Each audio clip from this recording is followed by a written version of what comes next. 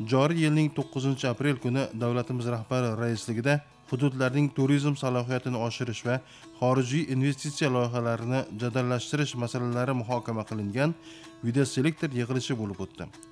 So'nggi yillarda mamlakatimizda turizm eksporti 1.6 barobar oshib, 3,5 milliard dollarga yetgani va 10 milliondan ortiq xorijiy sayyohlar tashrif buyurgani qayd etildi. Mamlakatimizda 20 ta turizm qishlog'i faoliyat yuritmoqda. Shu bilan birga ayrim hududlarda yo'l va transport noqulayligi, ko'ngilochar joylar va qiziqarli dasturlar yetishmasligi kabi muammolar mavjudligi ta'kidlandi. Qoraqalpog'iston Respublikasida turizmni rivojlantirish maqsadida 30 ta turizm marsruti tashkil etilgan bo'lib, ular tarixiy, madaniy, arxeologik, ekoturizm, ziyorat va etnoturizm obyektlarini qamrab olgan. Bu marshrutlar orqali turistlar Mizdakxon majmuasi, Sovetskiy muzeyi, Tuproq qal'a, Nazimxon suluv, Qo'yqirilgan qal'a, Shilpiq tepaligi, Axshaxon, Ajniyoz bobo maqbarasi va Jontemir Eshon ota ziyoratgohlari kabi muhim obyektlarga tashrif buyurish imkoniyatiga ega bo'lishadi. Marshrutlar doirasidagi muhim manzillar qatorida Mizdakxon tarixiy majmuasi alohida o'rin tutadi. Xo'jayli tumanida joylashgan ushbu majmua xususan sayyohlar uchun muhim manzillardan biri hisoblanadi. Ushbu majmua hududida noyob tarixiy arxeologik xiyobon barpo etish rejalashtirilgan. Bu xiyobon Sovetskiy muzeyining tarkibiy bo'linmasiga aylanadi va Mizdakxon qadimiy yodgorliklari majmuasini targ'ib qilish, o'rganish va saqlash uchun muzey mas'ul bo'ladi.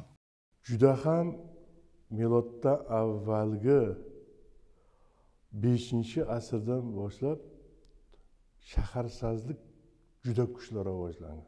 Mizdakxon shahriga hozir 2500 yil. Mana qarang, endi juda ham qadimdan bizga tariximiz haqida ma'lumot berib turadigan shaharlardan biri. Mazlumxon suluv qo'yimchiligi deb ataydi, bo'lmasa qal'aning nekropoli qadimgi qo'yimchiligi. 9-asrdan boshlab bugungi kunga shekil saqlanib qolgan arxitekturalik esteklerimiz bor. Bulardan eng sol erta degisi deb oladigan bo'lsak, bu Shamun Nabiy maqbarasi hisoblanadi. Gumbez deymiz. 25 metr sahana, onun sirtida 7 gumbez bilan bostirilgan xona tiklangan. Onun arqa betinde tilovxonasi var. Tilovatxona deymiz. Bu yerda masalan Arnavut tilovatxona bor. Bu yerda arxitekturalik estelik Xalifa Erejep 3 divali saqlanib turibdi. Aldingi tarafi qulagan. Zertlev жұмыстарын alып barılуу natijasında bu dastlab medrese xizmetini atqarganligi ma'lum bo'ldi. İşte 13 asrga shekim. Şimdi onun hech qanday qurilish yo'q. Qibla divali betinde minbar. Demek bu medrese xizmetini atqargan so'ng qo'yilgandan keyin maqbara bo'lib ketgan. Ya'ni bu Moğollardan keyin 13-14 asrlarda maqbara bo'lib ketgan. Mizdakxon Xorazm sivilizatsiyasining qadimiy markazlaridan biri bo'lib, hozirgi Xo'jayli tumani hududida joylashgan. Bu joy nafaqat qabriston, balki shahar qoldiqlarini, madrasa, maqbara va ziyoratgohlarni o'z ichiga olgan katta majmua hisoblanadi. Arxeologik ma'lumotlarga ko'ra, bu yerda ilk manzilgohlar miloddan avvalgi davrlarga borib taqaladi. U yerdagi mozorlar, hovlilar, g'ishtli binolar va obidalar turli davrlarning belgisidir. So'nggi yillarda Mizdakxonga bo'lgan qiziqish ortib boryapti. Qoraqalpog'iston Respublikasi Turizmni rivojlantirish boshqarmasi ma'lumotlariga ko'ra, 2024-yil davomida mazkur hududga tashrif buyuruvchi sayyohlar soni 30% ga oshgan. Bu esa infratuzilmani kengaytirish, gidlar tayyorlash va QR-kod tizimini joriy etishni talab etmoqda. Mizdakxon majmuasida tarixiy yodgorliklarni asrab qolish maqsadida keng ko'lamli konservatsiya ishlari amalga oshirildi.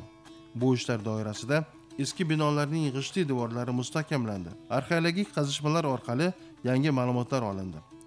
Ziyoratgoh va maqbaralar atrofi tozalanib, turistik makon sifatida qayta jihozlandi. Bu nafaqat madaniy merosni saqlash, balki sayyohlar uchun madaniy ma'rifiy xizmat yaratishga ham xizmat qilmoqda. Gavriqala 8 gektardan iborat, 60 ga 55 metr kvadrat yuqorida saraydı var. Mizdakxon 12 ming havlidan iborat deb keltiradi. Gavriqala bu haqiqatında da 13 asrgacha ekan. Ya'ni Moңғолlar basıp kelemen degan davrga ekan өмір сүрген. Moңғолlar kelip bu қаланы ойран qiladi. Bundan keyin Gavur қалада tirikchilik burungiday bo'lmaydi. Tek qana ayrim qanalarni foydalangan. Negizgi xalq Алтын Орда davri qalasi deymiz, shahri Antakyada jasagan. Orta Aziyadagi mahalleler qanday bo'lgan? Orta asr mahallelari. Олардың құрылысы қандай болған, o yerде коммуникациясы қандай болған, благоустройствосы қандай болған, қандай жәмәәтлік құрылыстар болған. Бұның hamısı bu yerden табылды. Arxeologik tadqiqotlar natijasida ma'lum bo'lishicha, Mizdaxon 4-8 asrlarda jadal ravnoq topgan madaniy, diniy va ma'muriy markazlardan biri bo'lgan. Shahar devorlarining, ehtimoliy aholi manzilgohlari, hovlili uylar, xom g'ishtli qurilmalar va ehtimoliy ibodatxonalarning izlari haligacha saqlanib qolgan. Ayrim manbalarga ko'ra, shahar o'z vaqtida qadimgi Xorazm madaniyatining muhim nuqtasi bo'lgan. Arxeologlar bu joydan zardushtiylik, keyinchalik islom davriga oid turli moddiy madaniy qoldiqlarni, xususan qo'l mehnatida yasalgan idishlar, tanga va san'at asarlarini topishgan. Mazkur shaharning tarixiy qatlami Qoraqalpog'istondagi ko'p asrlik sivilizatsiya va turli madaniyatlar kesishganini ko'rsatadi.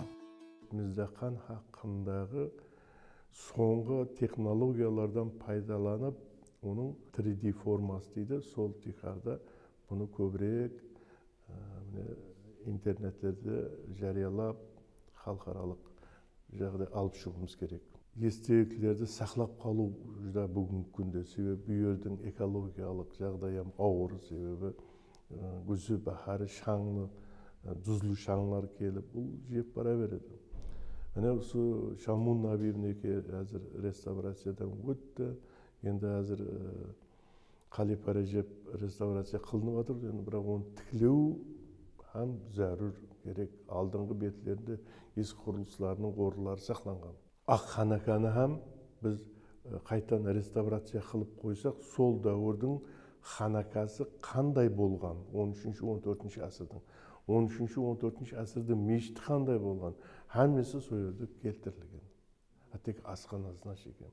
Demak, uni ham biz qayta restavratsiya qilib qo'ysak, bu ham juda ahamiyatli, ya'ni turistlardan kelib bu yerda ma'lumot oluvina bo'ladi. Shuningdek, Qoraqalpog'istonda turizmni rivojlantirish maqsadida infratuzilmani yaxshilash, yo'llar va transport xizmatlarini takomillashtirish, mahalliy aholi va tadbirkorlarning ishtirokini ta'minlash kabi chora-tadbirlar amalga oshirilmoqda. Bu ishlar sayyohlar oqimini oshirish va hududning iqtisodiy rivojlanishiga hissa qo'shishga qaratilgan.